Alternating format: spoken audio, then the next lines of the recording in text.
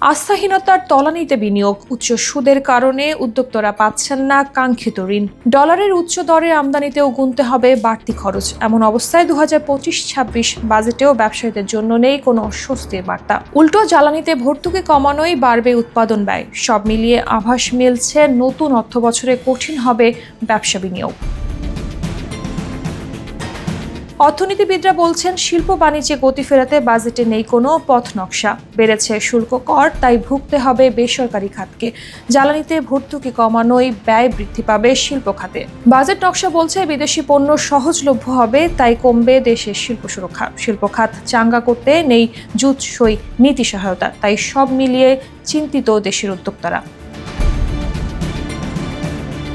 আমদানি পণ্যের বাজার বানানো আর স্থানীয় শিল্পের সুরক্ষার বদলে উল্টো দেশে উৎপাদিত পণ্যে স্বয়ংসম্পূর্ণ হওয়ার পরও এরকম বহু পণ্যের শুল্ক কর কমিয়ে অসম প্রতিযোগিতা তৈরির ব্যবস্থা করা হয়েছে। এতে ডলার সংকট আরও জটিল হওয়ার আশঙ্কা তৈরি হচ্ছে। একে একে বন্ধ হচ্ছে কারখানা, কিন্তু এসব কারখানা চালু ও কর্মসংস্থান বাড়ানোর দৃশ্যমান কর্মপরিকল্পনা নেই।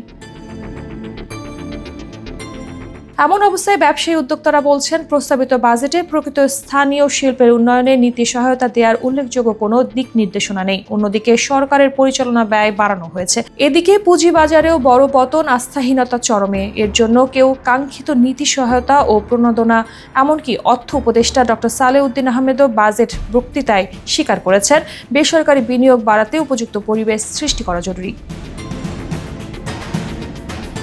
যদিও অর্থ উপদেষ্টা সম্প্রতি অনুষ্ঠিত বিনিয়োগ সম্মেলনের সাফল্যের কথা বলেছেন, তবে এই সম্মেলনে বিনিয়োগের সমঝোতা সই হয়েছে মাত্র 15 কোটি ডলারের, আর স্টার্টআপ শপ আপের বিনিয়োগ এসেছে 11 কোটি ডলারের।